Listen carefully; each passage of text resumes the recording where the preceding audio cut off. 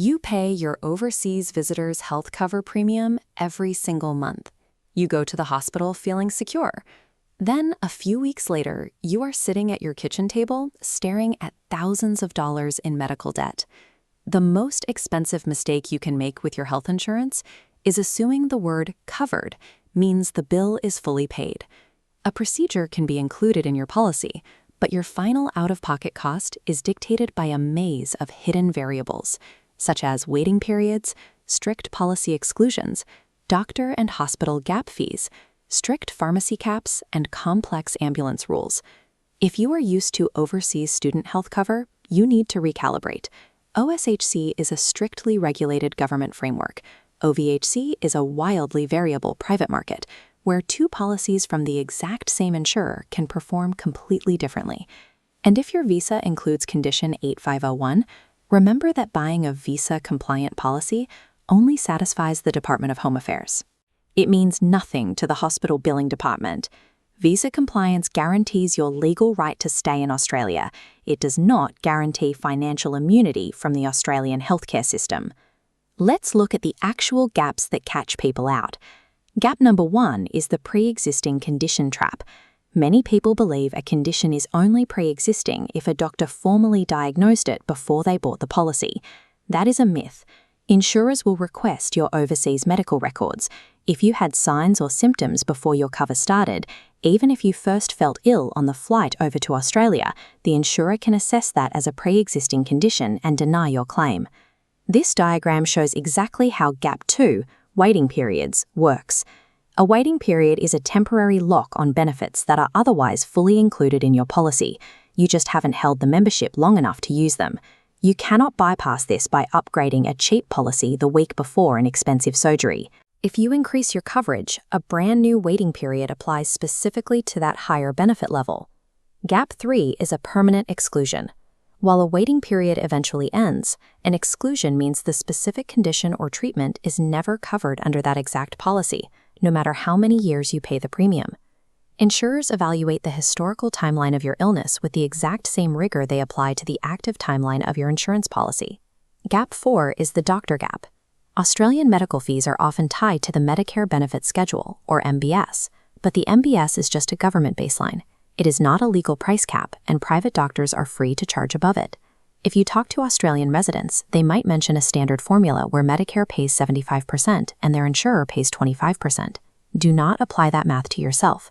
OVHC payment calculations are entirely specific to the terms of your individual policy. Gap 5 is the multiple bill surprise. This branching structure shows why a single hospital admission does not generate a single bill. You will likely receive separate invoices from your surgeon, the anesthetist, the pathologist, and the hospital itself. Each of those independent providers can charge their own independent fee. If their fee sits above your insurer's set payout limit, you pay the difference out of your own pocket. Gap 6 is the hospital gap. There is a dangerous assumption that public hospitals in Australia are automatically free for everyone. They are free for eligible residents, but for an overseas visitor without full Medicare access or adequate insurance, public hospital treatment can easily generate charges exceeding $1,000 per day. Effective financial protection requires verifying the specific contractual agreements between your exact policy, the chosen hospital, and every individual doctor involved in your care. Gap 7 is pharmacy limits. Reading the word included on a glossy marketing brochure is very different from reading the strict dollar limits buried in the actual policy wording. This chart shows why those limits matter. Certain specialized treatments, like specific cancer medications, can cost tens of thousands of dollars. If your policy has a strict annual pharmacy cap, you are personally responsible for the rest of that massive bill. Gap 8 is ambulance transport. First, correct the misconception right now. The government Medicare system generally does not cover ambulance rides. Second, your OVHC policy relies on incredibly strict definitions. It might pay for a lights and sirens emergency transport, but completely exclude planned non-emergency patient transfers between facilities. Relying on broad category names like ambulance or pharmacy without verifying the exact supplements is a critical financial error. Gap 9 deals with missing extras and special services. Basic private health insurance focuses heavily on hospital medical treatment and frequently excludes general everyday treatments entirely. Dental care is a prime example. You might experience severe, urgent tooth pain and assume it qualifies as a medical emergency. But intense pain does not magically convert an excluded dental procedure into an insured medical one. You will pay privately. The stakes rise even higher with pregnancy and birth. These are highly specialized, high-cost events, and basic OVHC policies often heavily restrict or exclude them. Because of strict waiting periods, you must check your policy rules and upgrade to a family cover level well before conception. Furthermore, covering the newborn is not always automatic.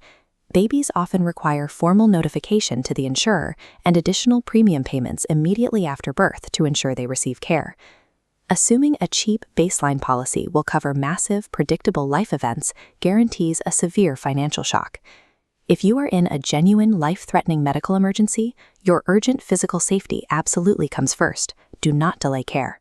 Just know that the exact same financial rules, policy limits, and gap fees will still apply to the billing process after you are stabilized.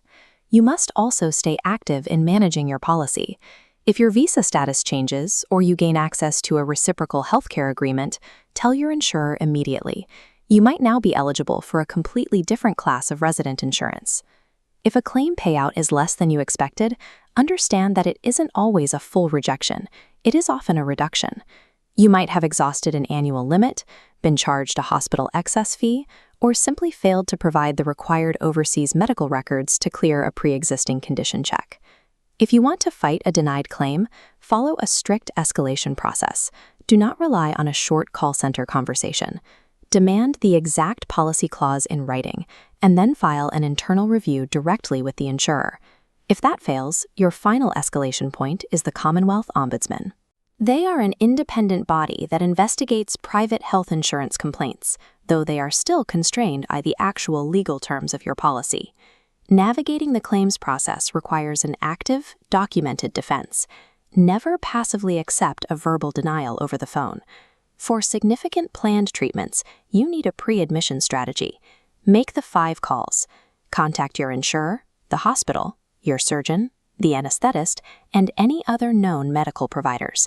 Ask every single doctor for their specific MBS item numbers and demand written estimates detailing all potential gap fees before you walk through the hospital doors.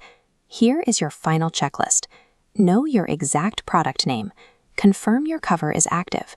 Read your exclusions, your waiting periods, and your pre-existing rules. Ask if the hospital is a contracted agreement hospital. Calculate your doctor gaps.